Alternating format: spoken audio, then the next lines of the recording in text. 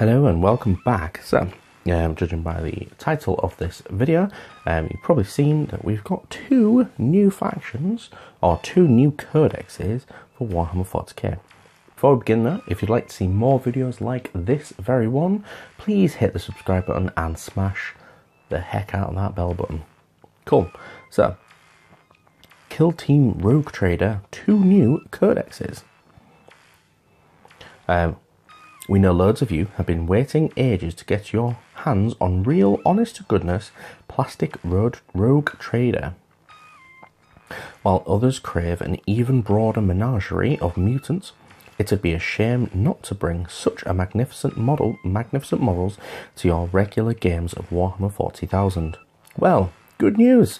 Kill Team Rogue Trader features two mini codexes that let you use all the models from the set in your regular games.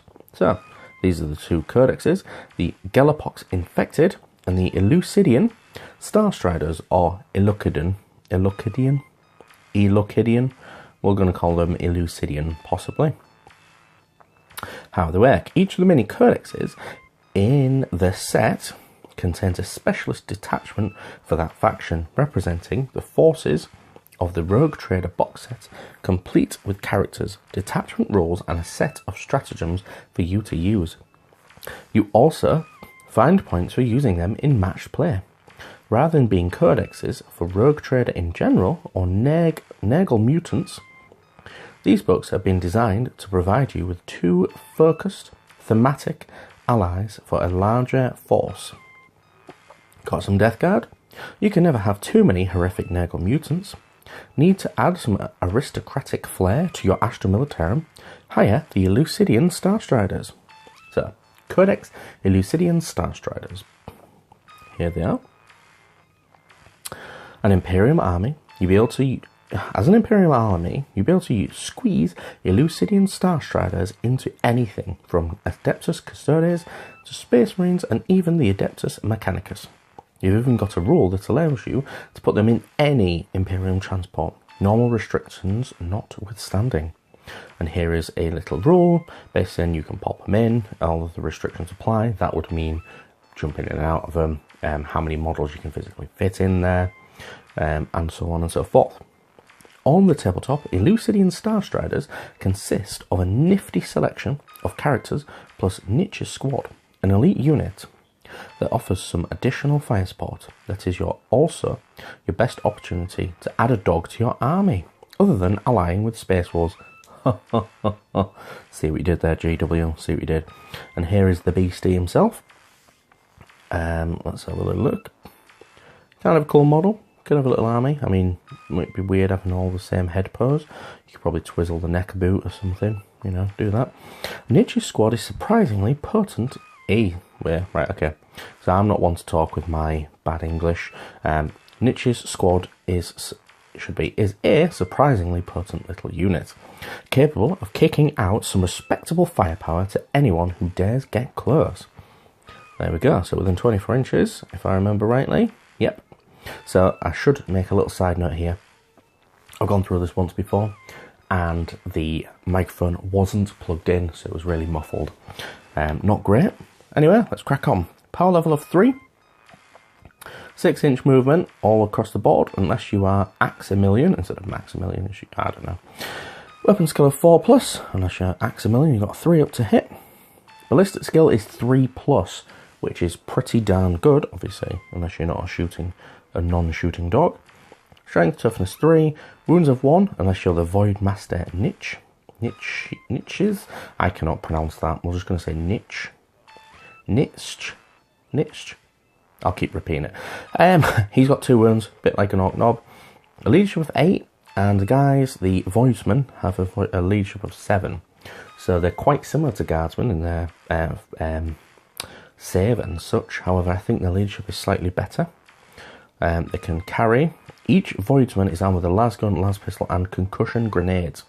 So the lasgun, we know how that works, and the las pistol, we know how that works. But the good thing about that is they can also shoot with their las pistol in combat. So instead of being 1 attack, they're technically 2, one in the shooting phase and 1 not.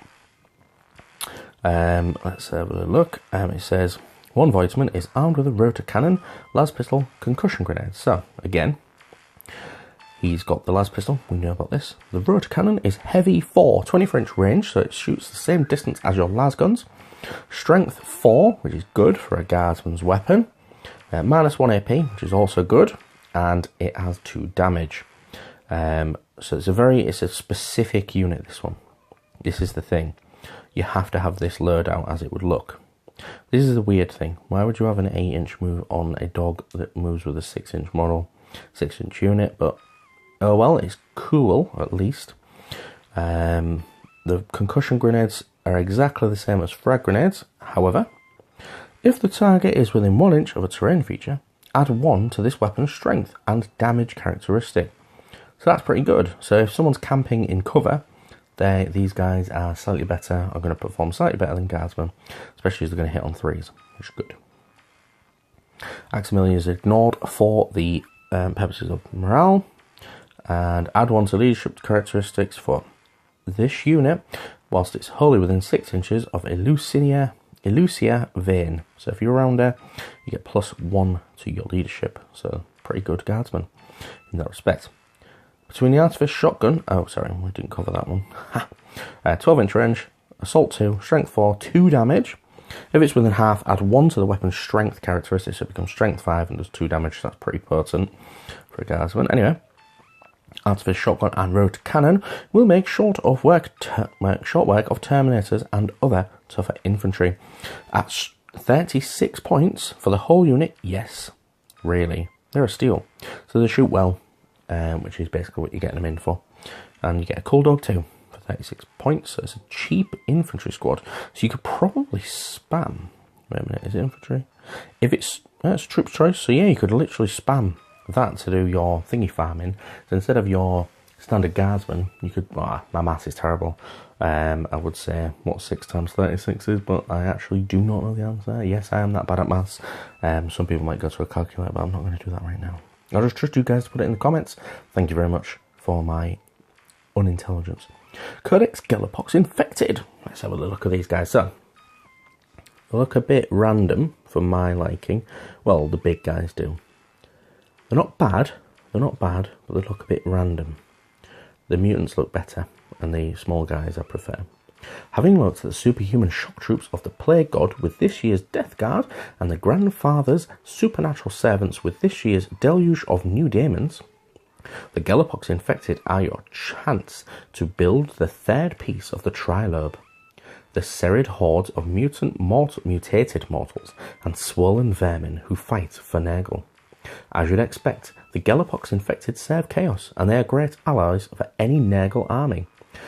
Looking just as magnificently malignant, good gosh, as any Death Guard or Nurgle army, as well as sharing the Nurgle keyword, making them immune to any Nurgle's rot-related friendly fire, and also any, not just immune, but also the buffs of anything that goes with Nurgle. So these are the guys. They're not bad. I think I prefer the guy with a big butcher's thingy, but I think. Hold on. Do you know what? You know what? It reminds me of The Thing. Is it The Thing?